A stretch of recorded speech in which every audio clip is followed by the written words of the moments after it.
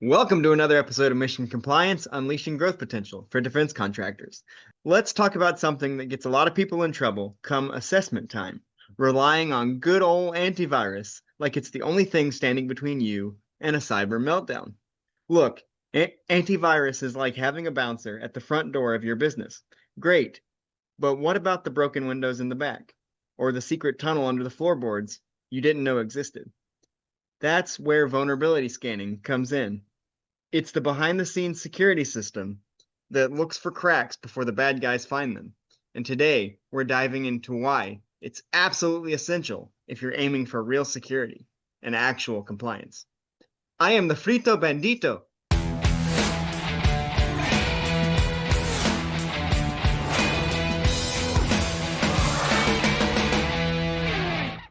So, we're joined once again today by Mike Frieder, president of On Call Compliance Solutions and a CMMC professional assessor. Thanks for joining us, Mike. Hey, always a pleasure, Roman. And that intro was full of really good metaphors about our topic today, which is vulnerability scanning and why it's essential beyond antivirus. So let's jump right into that with what are some common vulnerabilities that assessments catch that antivirus completely misses? Yeah, so it's a great question. And again, I think that it's a timely topic because last time we talked a little bit about the idea of what actually makes your activities make up a layered proactive as opposed to reactive cybersecurity approach. And the topic of vulnerability scanning is a hot one. There's a control that is completely dedicated to vulnerability scanning. I think it's 3.11.2, but let me just make sure about that. Yeah, 3.11.2, which is scan for vulnerabilities in organizational systems and applications periodically, and when new vulnerabilities affecting those systems and applications are identified. So, um, but vulnerability scanning is really misunderstood. So let's talk about the different layers that are in play here when it comes to security. Excuse me. The first thing is that people confuse vulnerability scanning with an antivirus. An antivirus is a reactive system that when something bad happens or enters the system or an activity happens on a system that matches a heuristic, like a pattern, then the antivirus reacts. um, that's great, and you need that kind of a layer of security. You need a reactive layer. But a vulnerability scan is different. And a lot of people think that these, EDRs, this endpoint detect and response, um, again, detect and response are reactive words, right? So detect means it's actively detecting something's off. Response means it's responding. Those are not proactive things. So the reason why this is broken out into its own control and not just one control, but there's other controls that reference vulnerability scanning is because it's not good enough to be reactive when you're protecting systems that are storing, processing, or transmitting CUI. What NIST requires, or NIST SP 800-171 Revision 2 requires, CMMC, is that you are proactively managing and monitoring your systems. And vulnerability scanning is huge in that essentially what you're doing is a proactive scan of the system which will identify potential vulnerabilities or active vulnerabilities as they're going on that may not have been detected by a reactive system like an endpoint protection system, EDR, XDR, all that mess, or an antivirus. So this goes beyond just reacting to threats that are already there. This says, hey, let's look at the ports that are open on a system. Let's see if they're vulnerable. Let's look at the network itself, that this machine is on. Let's see, what other machines are on the network that may need to be protected that aren't. Let's look at things like, do we have, uh, you know, devices that have a basic web server that's not using HTTPS and it's just basically HTTP, and calling out security related issues with all devices across the network, or If your enclave is smaller and you just have individual machines in the enclave and it's not inclusive of the network, it may be doing a vulnerability scan on the machine, looking at what ports are open. Again, an antivirus is not going to throw a flag if a port is open, but nonetheless, it needs to be done. Another example of that is if there are net new applications that have been discovered, a vulnerability scan may pick up on that so that we can figure out what's going on with that. It may also pick up on things like invalid login attempts.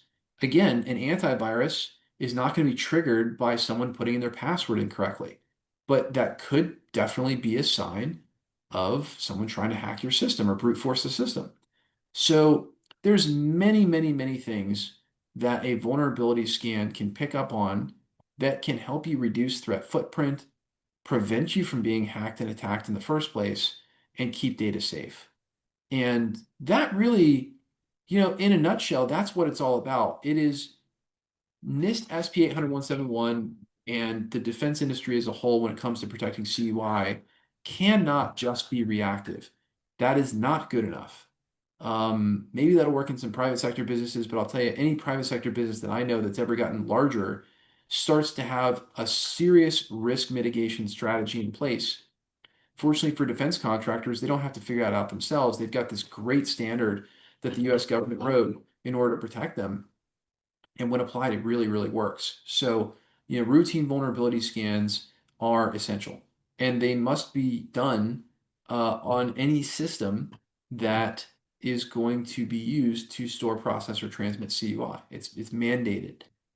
So yeah, it's hopefully that kind of helps to answer the question, Roman. But that is that's the fundamental difference between antivirus and vulnerability scanning and things like that. Yeah, so this next question may be a bit of repetition, but because you mentioned that there is a control, specifically speaking, about vulnerability scanning, but how does implementing a vulnerability scanning solution tie directly into meeting NIST SP 800-171 and CMMC Level 2 requirements? Yeah, no, super good question. I'll tell you that it depends on your level of CMMC. I'll primarily speak to CMMC level 2 because that requirement doesn't really exist in level 1 so much. But level 2 calls out control 3 dot or RA.L2 3.11.2, so 3.11.2. Again, this is the vulnerability scanning control. It says scan for vulnerabilities in organizational systems and applications periodically when new vulnerabilities affecting those systems and applications are identified. So again, there is a straight mandate, on doing this. You have to do it. And the assessment points for that are determine if the frequency to scan for vulnerabilities in organizational systems and applications is defined. So again, the idea that they're really getting at here is it can't just be reactive. It must be proactive. It must be something that's scheduled, that is done on a periodic basis in order to emphasize that it shouldn't just be done on demand. It should be done periodically, not when there's a problem. When there's a problem, it's too late. The idea is to make sure that it's done before a problem happens. The second assessment objective, which is to determine if vulnerability scans are performed on organizational systems with the defined frequency, essentially maps out and says, well, we want to make sure that these vulnerability scans are performed on the organizational system with the defined frequency. So that's, another thing they're going to look at is they're going to say, show me your vulnerability scan from 2 months ago, and you'll need to be prepared to show that to them. So, yeah, and that's just one of the controls. There's a lot of other controls, where vulnerability scanning can come into play. But yeah, so for instance, 3.11.3 is remediate vulnerabilities in accordance with risk assessments. So again, it's not enough to just even scan and look at the reports. Now we have to actually remediate these vulnerabilities in accordance with this risk assessment. Again, 3.11, the whole risk assessment family, um, talks about the idea of how frequently, or really mandates that we must periodically assess the risk to the organization, including operations like mission, function, image, or reputation, organizational assets and individuals resulting from the operation of organizational systems and associated processing, storage, or transmission of CUI. So it's a really, really big deal to the point where it takes up almost an entire control family out of 14. So Yeah, that's a little bit more about the controls and the tie back to CMMC and NIST SP 800-171 revision 2. And yeah, vulnerability scanning is a really, really big piece of catching things. I'll even share with you a little bit of real world experience, which is, we go on site and virtually to consult with clients all the time. Virtually almost none of those clients, what's shocking is regardless of size, really, really big clients have it. Most clients under 500 employees are not doing regular vulnerability scanning. They're just not, right? It's whether it's not in the budget or whether the IT person doesn't have the consciousness to do it, I'm not sure. But it's just so rarely done. In my opinion, it's because most IT departments are under-resourced and they're just literally trying to put out the fires. But when you're at a couple of hundred employees, you're churning some serious revenue. These vulnerability scanning solutions are not expensive. I mean, they're just not. And the thing is that they're so necessary in order to protect the investment in the business. So yeah, that's again, I would just encourage everybody. And if you don't have a vulnerability scanning tool or you want some help from professionals, obviously, Roman, that's something that we do. We do have a standalone vulnerability management service that we offer, where we will meet with you and get vulnerability scans automated and also not just automated, but then meet with you periodically to review them so that they're always kept up to date. But yeah, a necessary function. If you're watching us on YouTube, you are seeing me try not to laugh right now because Mike, you did it again. I think you inadvertently answered the final question in that second answer, but I'll ask it anyway. And if you're good with what you just said, just say ditto. I don't know. So the last question is, can you think of a time when a company thought they were secure because they had antivirus, but a vulnerability scan revealed a totally different story? I have multiple stories where we have run vulnerability scanning tools on a network and we have found excessive failed logins indicating a brute force attack was actively underway at a client. And these weren't even small companies. I mean, these were larger companies, several hundred employees, a very competent IT team. But again, for some reason, vulnerability scanning seems to be this thing that is not, just kind of like overlooked, honestly. They think that they've got it because they've got endpoint protection. They think they've got it because the servers are covered or they've got a firewall.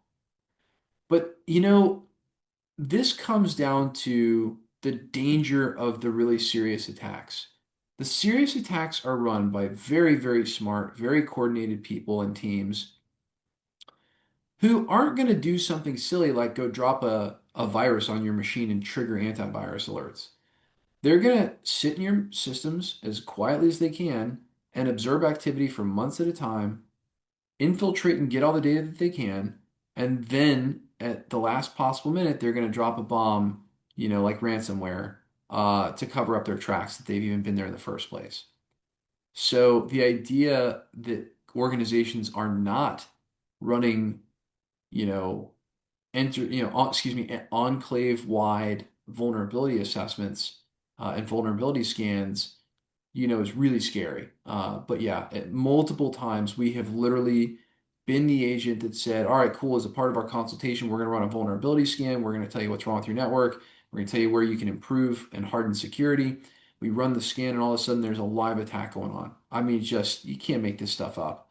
And it's not just like it happened once. It's like I would tell you, I think it happens pretty frequently.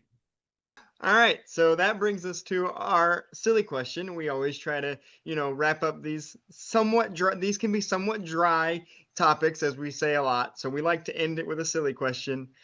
And this one, it's interesting. We talk a lot about superheroes and action movies and things. We're going to take this back to medieval times, okay? So if antivirus is the medieval knight guarding your castle door, what kind of ridiculous castle weakness would a vulnerability scanner catch that the knight totally missed? You know what? The crazy thing is, I have a great answer to that. Mm. The answer is that the knight would miss the bridge over the moat that goes right into the back of the castle. That's what they would miss. And that's precisely what a vulnerability scanner would catch. If you've built a moat, right? You put up a firewall, or whatever your security, your layered security approach is, but then it turns out that you've got port 3389 open, for instance, right? Because at some point somebody needed to remote their machine from home and it was temporary and then they forgot to close it. The vulnerability scanner is kind of like the rowboat that goes and sails around the moat to make sure that the moat is still doing its job of protecting and isolating the castle. And the reality is sometimes you just get enough, maybe it's rain or, a storm that maybe somehow eroded the walls of the moat and it filled in and fell in and created a land bridge so that a bad guy can literally just walk across the bridge right into the back of the castle and start attacking. It's a phenomenal analogy for exactly why a vulnerability scanner exists. Somebody should be floating around the moat once a month, once every week, whatever, to just make sure that the moat is still doing its job. Because sometimes security fails or settings get changed or a new device is installed or whatever have you, and the reality is that you got to have somebody on patrol in the moat. It's not good enough to just have a bunch of, really strong knights standing at the front door waiting for an attack. They're not coming in the front door. The attacks are coming in the back door, and they're going to use the door that got left wide open at the back. Sometimes physically that's the smoker's door. Sometimes that's, you know, I just saw one yesterday that they arrested some Chinese guy who like repeatedly applied for engineering jobs at US defense firms and then exported thousands of documents and sent them to China when it came to new and emerging technology for the United States and its defense needs. Um, it's not like you got to watch for a cyber attack. You got to watch for the Chinese guy who's applying for a job.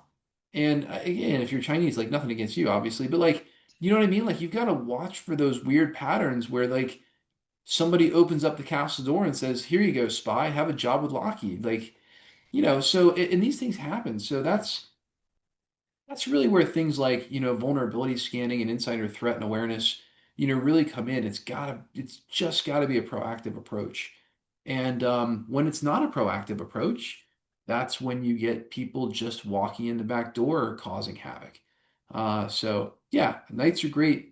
And I think that, that's a really amazing analogy, right? If somebody's coming at the castle from the front, the knights are going to stand on guard and they're going to react and they're going to throw down and get into a fight and hopefully kill the bad guy coming up. But if there's no knight at the back door and there's a land bridge there and you can just kind of get in and scale the castle walls and the knights are busy defending the front, how do you even know that the back is vulnerable? And that's it's a great analogy. It's a great question. Not so silly, In but that, it's a great question. in that case, you're welcome. Uh, and that wraps up another great episode of Mission Compliance. We hope our discussion today has provided you with valuable insights, practical strategies, and inspiration to navigate the ever-evolving world of defense. We'd like to thank Mike for joining us, talking about the very important topic of vulnerability scanning. And on that note, for topics like these, you can go to our YouTube channel to get specific videos related to these topics. This episode topic actually came from a YouTube video. So go look for it. It's there. Thanks for joining us, Mike. Always a pleasure, Roman. But the conversation doesn't end here. We encourage you to continue exploring these topics and connect with us via our social media channels. Share your thoughts, ask questions, and engage with fellow listeners using the hashtag Mission Compliance Podcast. If they haven't already, what should they do, Mike? Well, they should like, subscribe, and definitely tell a fellow friend in the defense industry about our podcast because CMMC is rolling down the tracks like a freight train, and at the end of the day, we're here helping you get compliant, providing all kinds of really amazing information, updates about what's going on in the CMMC world, updates with DFARS and NIST, and just keeping you up to date, keeping you educated, and helping you guys on your journey to compliance. You heard him. Be sure to hit that subscribe or follow button on your favorite podcast platform so you always know when new episodes like this one are released. And we'd really appreciate it if you could take a moment to rate and review the show. Your feedback helps us to continue to bring you thought-provoking episodes and high-quality content. Join us next time as we delve further into the dynamic world of defense, security, and industry innovation. Until then, take care, stay informed, and make compliance your mission. See you next time. Thanks, everybody.